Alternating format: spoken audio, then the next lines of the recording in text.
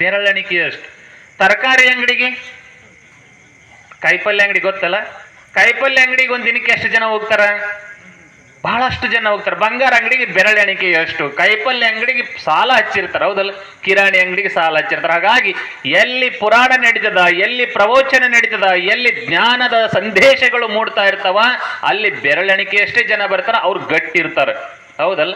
ಈ ಭೂಮಿಯೊಳಗೆ ಗಟ್ಟಿ ಬೀಜ ಬಿತ್ತು ಅಂದ್ರ ಅದು ನೂರಾರು ಕಾಳಾಗಿ ಮುಂದೆ ಎಷ್ಟೋ ಮಂದಿಗೆ ಆಹಾರ ಆಗಿ ಈ ಜಗತ್ತಿಗೆ ಅದ್ಭುತವಾಗಿರುವಂತ ಶಕ್ತಿಯನ್ನು ಕೊಡುವಂತ ಸಾಮರ್ಥ್ಯ ಉಳ್ಳಂಥದ್ದು ಆ ಗಟ್ಟಿ ಕಾಳಿಂದ ಮಾತ್ರ. ಹಾಗಾಗಿ ಮುದ್ದೇಬಿಹಾಳ ಸಂಗಮೇಶ್ವರ ನಗರದಾಗ ಇಲ್ಲೇನು ಕುಂತಿರಲ್ಲ ತಾಯಂದಿರು ಅಣ್ಣಂದಿರು ಎಲ್ಲರೂ ನೀವು ಗಟ್ಟಿ ಕಾಳು ಅನ್ನುವಂಥದ್ದು. ಹಾಗಾಗಿ ಶ್ರವಣ ಮಾಡಬೇಕು. ಮನುಷ್ಯ ಜನ್ಮ ಪವಿತ್ರವಾಗಿರುವಂಥದ್ದು. ಎಂಥ ಮಾನವ ಜನ್ಮ ಏನು ಕೆಡಿಸಿ ಬಿಟ್ಟಿರಪ್ಪ, ಇಂಥ ಮನುಷ್ಯ ಜನ್ಮ ನಿಮ್ಗೆ ಸಿಕ್ಕಿತ್ತೇನ್ರಪ್ಪಯ್ಯ ಅಂತ ಬರ್ಕೊಂಡು ಬರ್ತಾರೆ. ಬಹಳ ಪವಿತ್ರವಾಗಿರುವಂಥ ಮನುಷ್ಯ ಜನ್ಮ. ನಾವು ತಿಳ್ಕೊಂಡೇವೆ, ಹೆಂಗ್ ಬೇಕಂಗ ಬದುಕಿದ್ರೆ ನಡೀತದ ಬಿಡು ಅಂತ ತಿಳ್ಕೊಂಡೇವಿ. ಪುನಃ ಇದ್ದಾಗ ತಿಳ್ಕೋಬೇಕು. ಆಯುಷ್ಯ 10 ರಾತ್ರಿಗೆ ಓದವೋ 50, ಪ್ರಾಯಕ್ಕ 20 ಪ್ರಾಯದ ಗಾಯಕ್ಕ 30, ಶಿವನಾಮವ ಸ್ಮರಿಸು ಈ ಭವಮಾಲೆಯ ಪರಿಹರಿಸು ಅಂತ ಹೇಳ್ತಾರೆ. ಹಾಗಾಗಿ ಆಯುಷ್ಯ ಅನ್ನೋದು ಬಹಳ ತಟಗದು. ನೀವೆಲ್ಲ ತಿಳ್ಕೊಂಡಿರ್ಬೇಕು. ಒಂದೊಂದು 100 ವರ್ಷ ಬಹಳ ಕುಡಿದು ತಿಂದು ಮಜಾ ಮಾಡಿ, ಇನ್ನೊಂದು 100 ವರ್ಷ ಹೆಂಗ್ ಬೇಕಂಗ ಬದುಕಿ, ಇನ್ನೊಂದು 100 ವರ್ಷ. ಅವಾಗ ದೇವಿ ಪುರಾಣ ಕೇಳಿದ್ರೆ ಅಷ್ಟು ದಿನ ಬದುಕಕ್ಕೆ ನಮಗೆ ಬಿಡ್ತಾನ ಭಗವಂತ? ಇಲ್ಲಿ ಬಿಡ್ತಾನ? ಅಷ್ಟು ದಿನ ಇರಾಕ್ ಇಲ್ಲಿ ಅವಕಾಶ ಇಲ್ಲ. ಇರೋದ್ರೊಳಗನೆ ಸಮಯ ಬಹುತ್ ಕಡಿಮೆ, ಗೊತ್ತೈತಲ್ಲ. ಪಾನಿ ಬಹುತ್ ಐ ಬಟ್ ಲೋಟ ಚೋಟ ಹೈ. ನೀರು ಬಹಳ ಅದಾವ, ನಮ್ಮ ಆಯುಷ್ಯದ ಗಡಿಗೆ ಬಹಳ ಸಣ್ಣದದ. ಹಾಗಾಗಿ ನಮ್ಮ ಜೀವನ ಅನ್ನುವಂಥದ್ದು ಏನಿದೆಯಲ್ಲ, ಈ ಜೀವನದೊಳಗೆ ನಾವು ಜೀವನ ಹೇಗೆ ನಡೆಸಬೇಕು, ಭಗವಂತ ಕೊಟ್ಟಂತ ಈ ಪವಿತ್ರವಾಗಿರುವಂತ ಮನುಷ್ಯ ಜನ್ಮ ಸಾರ್ಥಕ ಆಗಬೇಕಾಗಿತ್ತಂದ್ರೆ ಒಂದು ಕಡೆ ಸುಭಾಷಿತಕಾರ ಬಹಳ ಸುಂದರವಾಗಿ ಹೇಳ್ಕೊಂಡ್ ಬರ್ತಾನೆ. ಶ್ರೋತ್ರಂ ಶ್ರುತನೈವ ನತು ಕುಂಡಲೇನ ದಾನೇನ ಪಾಣೇನ ತು ಕಂಕಣೇನ ವಿಭಾತಿಕಾಯ ಕಲು ಸಜ್ಜನಾನಂ ಪರೋಪಕಾರಾಯ ನತು ಚಂದನೇನ ಅಂತ. ತಾಯಂದಿರಲ್ಲಿ ಬಹಳ ಚಂದ ಕುಂತೀರಿ. ನಿಮ್ಮೆಲ್ಲರ ಕಿವಿ ಅದಾವ, ಹೌದಲ್ಲ? ಏನ್ರಿ ಅಪ್ಪರ ಹಿಂಗ್ ಮಾತಾಡ್ತಿರಲ್ಲ, ಕಿವಿ ಇಲ್ಲಾರ್ದ ನಾವ್ ಹೆಂಗಿರ್ತೇವ್ರಿ ಅಂತ ಅಂದಿರಿ. ನಿಮಗೂ ಅದಾವ. ಪವಿತ್ರವಾಗಿರ್ಬೇಕಾಗಿತ್ತು ಅಂದ್ರೆ ಬಂಗಾರ ಹಾಕಿದ ಮಾತ್ರಕ್ಕೆ ಕಿವಿಗಳು ಪವಿತ್ರ ಆಗಂಗಿಲ್ಲ. ಕಿವಿಯೊಳಗ ಬಂಗಾರದಂತ ಮಾತುಗಳು ಹಾಕಬೇಕು, ಬಂಗಾರದಂತ ಮಾತುಗಳು. ಅವಾಗ ಈ ಕಿವಿಗಳು ಪವಿತ್ರ ಆಗ್ತವೆ ಎನ್ನುವಂಥದ್ದು. ಮನಿ ಒಡ್ಯಾಕ ಕಾರಣ ಯಾವ್ದು ಗೊತ್ತೈತೆ ನಿಮಗ? ಚಲೋ ಮನಿ ಇರ್ತದ, ಅಣ್ಣತಮ್ಮರು ಕೂಡಿರ್ತಾರ, ಬಹಳ ಚಂದ ಇರ್ತದ. ಆ ಮನಿ ಒಡ್ಯಾಕ ಕಾರಣ ಯಾವುದು? ಈ ಕಿವಿನೇ. ಭಾರಿ ಡೇಂಜರ್ ಇದೆ ಕಿವಿ. ನೀವು ಅಂತೀರಿ ಯಾರೋ ಏನೋ ಊದ್ಯಾರಪ್ಪ ಕಿವ್ಯಾಗ, ಯಾರೋ ಎಲ್ಲೇ ಹೋಗಿದ್ಲು, ಆ ಮನೆಗೆ ಹೋಗಿದ್ಲು, ಮ್ಯಾಲಿ ಮನೆಗೆ ಹೋಗಿದ್ಲು, ಕೆಳಗಿನ ಮನೆಗೆ ಹೋಗಿದ್ಲು, ಮುಂದಲ ಮನೆಗೆ ಹೋಗಿದ್ಲು, ಹಿಂದಲ ಮನೆಗೆ ಹೋಗಿದ್ಲು, ಬೀಗರ ಮನೆಗೆ ಹೋಗಿದ್ಲು, ಅಲ್ಲಿ ಏನೋ ಊದ್ಯಾರಿ ಕಿವ್ಯಾಗ, ಹೌದಲ್ಲ? ಇರ್ತಾವ ಬಂಗಾರದ ಅಂಗಡಿ ಒಳಗ ನಾನಾ ತರದ ಆಭರಣಗಳಿರ್ತಾವ.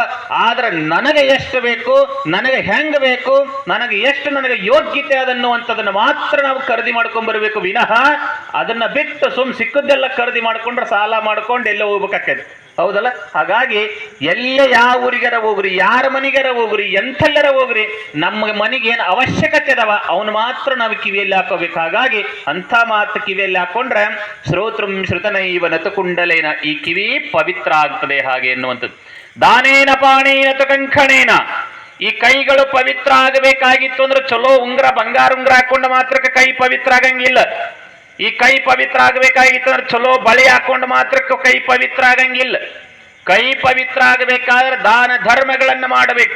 ಎತ್ತ ತಾಯಿಯ ಸೇವೆಯನ್ನ ಮನಪೂರ್ವಕವಾಗಿ ಪರಮ ಪೂಜ್ಯರು ಬಹಳ ಸುಂದರವಾಗಿ ಹೇಳಿದ್ರು. ಆಪ್ತ ಅಂಗ ಸ್ಥಾನ ಸದ್ಭಾವನೆಗಳಿಂದ ಸೇವಾದಿಗಳನ್ನು ಮಾಡ್ಬೇಕಂತ ಹೇಳಿದ್ರು. ಆಗ ತಾಯಿ ತಂದಿನೇ ಮೊದಲ ಗುರು, ಮನೆಯೇ ಮೊದಲ ಪಾಠಶಾಲೆ, ತಾಯಿಯೇ ಮೊದಲ ಗುರು ಅಂತ. ಹಾಗಾಗಿ ತಾಯಿಯನ್ನು ಯಾರು ನಿಂದಿಸ್ತಾರೆಯೋ, ತಾಯಿಯನ್ನು ಯಾರು ಬೈತಾರೆಯೋ, ತಾಯಿಯನ್ನು ಯಾರು ಕೀಳಾಗಿ ಕಾಣ್ತಾರೆಯೋ, ತಾಯಿ ಎಷ್ಟೇ ವಲಸು ಮಾಡಿಕೊಂಡ್ರು ಏಸಿಗೆ ಮಾಡ್ಲಾರ್ದು ಯಾರು ಸೇವೆ ಮಾಡ್ತಾರೋ ಅವ್ರು ಈ ಜಗತ್ತಿನೊಳಗ ಪವಿತ್ರ ವ್ಯಕ್ತಿಗಳು. ಸುಮ್ಮನೆ ಏನೋ ಮಾಡಿ ನಾವು ಬಹಳ ಚಂದ ಡಿಗ್ರಿ ಮುಗ್ದವ್ರಿ, ನಮ್ಗೆ ಜಾಬ್ ಬಂದದ, ಡಾಕ್ಟರ್ಗಳಾಗಿದ್ದೇವೆ, ಇಂಜಿನಿಯರ್ಗಳಾಗಿದ್ದೇವೆ, ನಮ್ಮ ಮುದುಕಿ ಬಹಳ ಗಲೀಜು ಮಾಡ್ತದ, ವೃದ್ಧಾಶ್ರಮಕ್ಕೆ ಇಟ್ರಿ ಅಂದ್ರೆ ನಿಮ್ಮಂತ ದರಿದ್ರಗಳು ಈ ಜಗತ್ತಿನೊಳಗೆ ಯಾರು ಇಲ್ಲ ಅನ್ನುವಂಥದ್ದು. ಹಾಗಾಗಿ ತಾಯಿಯ ತಂದೆ ಸೇವೆಯನ್ನ ವಯಸ್ಸೋದ ಮೇಲೆ ನಮ್ಮ ಹಳ್ಳಿ ಒಳಗಾಗ್ಲಿ ಪಟ್ಟಣದೊಳಗಾಗ್ಲಿ ಒಂದು ಹವ್ಯಾಸ ಏನು ಅಂತಂದ್ರೆ ನೋಡ್ಬೇಕು ನೀವು. ನನಗೆ ಬಹಳ ನೋವಾಗ್ತದೆ ಈ ಮಾತುಗಳನ್ನು ಹೇಳೋದಕ್ಕೆ. ತಾಯಿ ತಂದೆಗೆ ಏಜ್ ಆಗಿರ್ತದೆ, 60-70 ವರ್ಷ ಐತಂದ್ರೆ ಮೆಮ್ರಿ ಪವರ್ ಅಂದ್ರೆ ನಮ್ಮ ಮೆದುಳಿನಲ್ಲಿರುವಂತ ಶಕ್ತಿ ಕುಂದಿಸ್ತದೆ, ಕಡಿಮೆ ಆಗ್ತದೆ, ಎಲ್ಲರಿಗೆ ಆಗ್ತದದು. ಕಟ್ಟಿ ಮೇಲೆ ಕುಂತಿರ್ತಾಳ ಅವ್ವ ಇಲ್ಲ ಅಪ್ಪ ಇಲ್ಲ ಅತ್ತಿ ಇಲ್ಲ ಮಾವ. ಕಟ್ಟಿ ನಿಮ್ಮ ಮನೆಗೆ ಬಂದಾಗ ನೀವು ಹೇಳ್ತೀರಿ, ಆ ಮುದುಕಿ ಕೇಳ್ತದೆ ಯಾರ ಬಂದಾರಲ್ಲ ಇನ್ನೀಗ ಯಾರು ಬಂದಾರಂತ ಮುದುಕಿ ಕೇಳಿದ ನಿಮಗೆ ಗನಸಿಟ್ಟು ಅವ್ನು ಕುಂತ ತಿಂದು ಸೋಮ್ ಕುಂದ್ರಕ್ಕೆ ಏನಾಗಿದೆ ಎಲ್ಲ ಬಂದವ್ರದ್ದು ಹೋದ್ರದ್ದು ವಿಚಾರ ಮಾಡ್ಕೊತ ಕುಂದಿರ್ತಿದ್ದು ಮುದುಕಿ ಸಾಕಾಗಬೇಕದ. ಅದಕ್ಕೆ ಹೆಂಗ್ ಬೇಕಂಗ ಬೈತೀರಿ ನೀವು, ಹೌದಲ್ಲ? ಆ ಮುದುಕಿ ಏನಾರ ಸ್ವಲ್ಪ ಕೇಳಲಿ, ಮುದುಕಿ ಏನಾರ ಸ್ವಲ್ಪ ಕೇಳಿ ಗನಸಿಟ್ಟು ಮುಗಿನ ಮೇಲೆ ನೆನಪಿಟ್ಟುಗಳ್ರಿ. ನೀವು ಸಣ್ಣವರಿದ್ದಾಗ, ಬಾಲ್ಯದಲ್ಲಿದ್ದಾಗ, ನೀವು ಮಕ್ಕಳಾಗಿದ್ದಾಗ ಆ ತಂದೆ ತಾಯಿಗೊಂದು ಶಬ್ದ ಇದು ಮೈಕ್ ಅನ್ನೋದು ಗೊತ್ತಾಗಬೇಕಾಗಿತ್ತು ಅಂದ್ರ, ನೆಲ ಅನ್ನೋದು ಗೊತ್ತಾಗಬೇಕಾಗಿತ್ತು ಅಂದ್ರ ಅಪ್ಪ ಹೌದಲ್ಲ, ಸಾವಿರ ಸಾವಿರ ಸಾವಿರ ಸಾವಿರ ಸಲ ಕೇಳಿದ್ರು ಬ್ಯಾಸರ ಇಟ್ಟುಕೊಳ್ಳಾರ್ದ ತಾಯಿ ಹೇಳಿರ್ತಾಳೆ, ತಮ್ಮ ಇದಕ್ಕೆ ನೆಲ ಅಂತಾರ, ಇದಕ್ಕೆ ಗೋಡೆ ಅಂತಾರ, ಇದಕ್ಕೆ ಅಪ್ಪ ಅಂತಾರ, ಇದು ಹಿಂಗೆಲ್ಲ ಸಾಮಗ್ರಿಗಳನ್ನ ಸಾವಿರ ಸಲ ಹೇಳಿರ್ತದೆ. ಬ್ಯಾಸರಿಲ್ಲಾರ್ದ ನೀವು ತಾಯಿ ಹೇಳಿರ್ತಾಳ. ಆದ್ರ ವಯಸ್ಸಾದ ತಾಯಿ ಮನೆಗೆ ಯಾರ ಬಂದಾರಪ್ಪ ಅಂತ ಹೇಳಿದ್ರೆ ಗನ ಸಿಟ್ಟು ಬರ್ತದಲ್ಲ, ಅಂಥ ಮನಸ್ಥಿತಿ ಉಳ್ಳವರು ನಾವು ಆದೆ ಬಂದ್ರೆ ನಾವು ಬಹಳ ದರಿದ್ರಗೇಡಿಗಳು. ಹಾಗಾಗಿ ಯಾವಾಗಲೂ ತಾಯಿ ತಂದೆಯನ್ನ ಅತ್ತೆ ಮಾವಂದ್ಯನ ಶಾಸ್ತ್ರ ಪುರಾಣ ನಂತರ ಮೊದಲ ಬದುಕು ಅನ್ನೋದು ಬಹಳ ಮಹತ್ವ. ಹೆಂಗ ಬದುಕಿದೇವಿ, ಎಷ್ಟು ದಿನ ಬದುಕಿದೇವಿ, ಎಷ್ಟು ದಿನ ಈ ಊರೊಳಗಿದ್ದೇವಿ, ಎಷ್ಟು ದಿನ ಈ ಮನೆಯೊಳಗಿದ್ದೇವಿ, ಅದು ಬಹಳ ಮಹತ್ವ. ಏನಪ್ಪ ಇದ್ದ ಮನೆಯೊಳಗ ಇರಬೇಕಾಗಿತ್ತು ಇನ್ನೊಂದಷ್ಟು ದಿನ. ಆ ಹೆಣ್ಮಗಳು ಮನೆಯೊಳಗಿದ್ಲು, ಏನಪ್ಪ ಮನಿ ಲಕ್ಷ್ಮಿ ತರ ಇದ್ದಂಗಿತ್ತು. ಲಕ್ಷ್ಮಿ ಅಂದ್ರೆ ಶ್ರೀಮಂತ ಇದ್ದರು ಅಷ್ಟೇ ಲಕ್ಷ್ಮಿ ಅಲ್ಲ, ಪುಣ್ಯಾತ್ಮರೇ. ಭಾವದಿಂದ ಲಕ್ಷ್ಮಿ ಆಗಿರ್ಬೇಕು.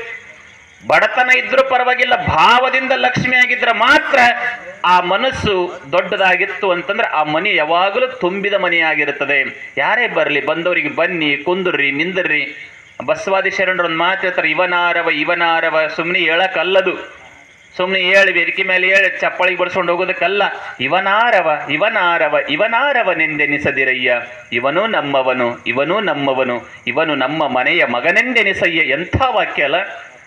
ನಮ್ಮ ಮನ್ಯಾಗ ನಮ್ಮ ಅಣ್ಣನ ಮಕ್ಕಳ ನಮ್ಮವ್ರು ಅಲ್ಲಂತೇವ್ ನಾವು. ನಾವು ಸಂಬಂಧ ಇಲ್ರಿ ಅವು ನಮಗೆ ನಮ್ಮ ಅಣ್ಣನ ಮಕ್ಕಳು, ನನ್ನ ಮಕ್ಕಳು ಅಟ್ಟೆ ನನ್ನು, ಹೌದಲ್ಲ? ಹಿಂಗನ್ನೋ ಕಾಲದಾಗ ಬಸವಣ್ಣನವರಂದ್ರು ಮಾದಾರ ಚೆನ್ನಯ್ಯ ನನ್ನಪ್ಪ ಅಂದ್ರು. ಎಂಥ ಅದ್ಭುತ ರೀ ಅದು, ಹೌದಲ್ಲ? ಡೋಹಾರ ಕಕ್ಕಯ್ಯ ಎಂಥವ್ರು, ಬೇರೆದವರು, ಅವ್ರನ್ನೆಲ್ಲ ಹಪ್ಪಿ ಮುದ್ದಾಡಿದಂಥ ಶರಣರವ್ರು. ಅದಕ್ಕೆ ಬಸವಾದಿ ಶರಣರು ಇನ್ನ ಜೀವಂತವಾಗಿದ್ದಾರೆ. ಅವರ ದೇಹ ಹೋಗಿರ್ಬೋದು, ಅವರ ಸಿದ್ಧಾಂತಗಳು ಭೂಮಿ ಮೇಲೆ ಶಾಶ್ವತವಾಗಿರೋದಕ್ಕೆ ಕಾರಣ ಏನು ಅಂದ್ರೆ ಅವರಲ್ಲಿರುವಂಥ ಅದ್ಭುತವಾಗಿರುವಂಥ ವಿಚಾರ ಲಹರಿ ಎನ್ನುವಂಥದ್ದು. ಹಾಗಾಗಿ ಅಂಥ ಒಂದು ಬದುಕನ್ನು ನಾವು ನಡೆಸ್ಕೊಂಡೇವಂದ್ರೆ ನಿಮಗೆ ಹೇಳ್ತೀನಿ, ನಾವು ಸಪ್ರೇಟ್ ಬದುಕಬೇಕು. ಭಾಳ ಮಂದಿಗೆ ತಿಳಿಯಾಗದೆ ನಾವು ಸಪ್ರೇಟ್ ಬದುಕಬೇಕು. ಏನು ಮಾಡೋರು ಸಪ್ರೇಟ್ ಬದುಕಿ ಸಪ್ರೇಟ್ ಬದುಕು. ಈ ನಾಯಿಗಳು ಇರ್ತಾವ ನೋಡಿ, ಅವು ಸತ್ಯಕ್ಕೆ ಸಪ್ರೇಟ್ ಇರಂಗಿಲ್ಲ, ಹೊಸ ಕೂಡಿ ಅಡ್ಡಾಡ್ತಿರ್ತಾವ. ನಾಯಿಗಳ ಗೊತ್ತದ, ನಾವು ಚಂದ ಕೂಡಿ ತಿರುಗಾಡ್ತೇವೆ. ಸಪ್ರೇಟ್ ಬದುಕು ಅದು ಎಲ್ಲ ಮನುಷ್ಯರಪ್ಪ. ಅವರು ಸಪ್ರೇಟ್ ಅನ್ನೋರು ಮನುಷ್ಯರು, ನಾವಲ್ಲ, ಹೌದಲ್ಲ? ನಾವು ಸಪ್ರೇಟ್. ಎಲ್ಲರೂ ಕೂಡಿದ್ದಾಗ ಮಾತ್ರ ಬದುಕು ಸುಂದರವಾಗಿರುತ್ತದೆ. ಎಲ್ಲರೂ ಕೂಡಿ ಹೋದಾಗ ಮಾತ್ರ ಬದುಕು ಚಂದ ಇರ್ತದೆ. ಹಾಗಾಗಿ ನಮಗೆ ಬಹಳ ತಲೆಯಲ್ಲಿ ಕೆಟ್ಟು ಬಿಟ್ಟದ್ದು ಬಹಳ ನಮಗೆ ಏನು ಅಂತಂದ್ರೆ ಬರೇ ಮುಂದಲವ್ರು ತಪ್ಪ ಕಾಣುತ್ತಾವ. ನಮ್ಮ ಜೀವನದೊಳಗೆ ಬರೇ ಮುಂದಲವ್ರು ತಪ್ಪು. ಕೆಡುಕರನ್ನು ನಾ ಹುಡುಕುತ್ತಾ ಹೊರಟೆ, ಕೆಡುಕರು ಯಾರೂ ಸಿಗಲಿಲ್ಲ. ಎನ್ನಯ್ಯ ಮನವನ್ನು ನಾನು ನೋಡಿ ಎನಗಿಂತ ಕೆಡುಕರಿಲ್ಲ ಕಬೀರ ಅಂತ ಹೇಳ್ತಾರೆ. ಕಬೀರ ಮಾತು ಹೇಳ್ತಾನೆ, ಕೆಡಕ ಅವ ಕೆಡಕರದರ, ಇವ ಕೆಡಕದನ, ಅವ ಚಲೋ ಇಲ್ಲ, ಇವ ಚಲೋ ಇಲ್ಲ ಅಂತ ಹುಡ್ಕೊಂತ ಹೋದ್ನಂತ. ಎಲ್ಲಿ ಸಿಗ್ಲಿಲ್ಲ ಕೆಡಕರು. ಲಾಸ್ಟಿಗೆ ತಿರುಗಿ ನೋಡ್ಕೊಂಡ, ಯಪ್ಪ ನಾನೆಂಥ ಕೆಡಕೋದಿನ ಮರಯ ಅನ್ನಂತ. ಹೌದಲ್ಲ?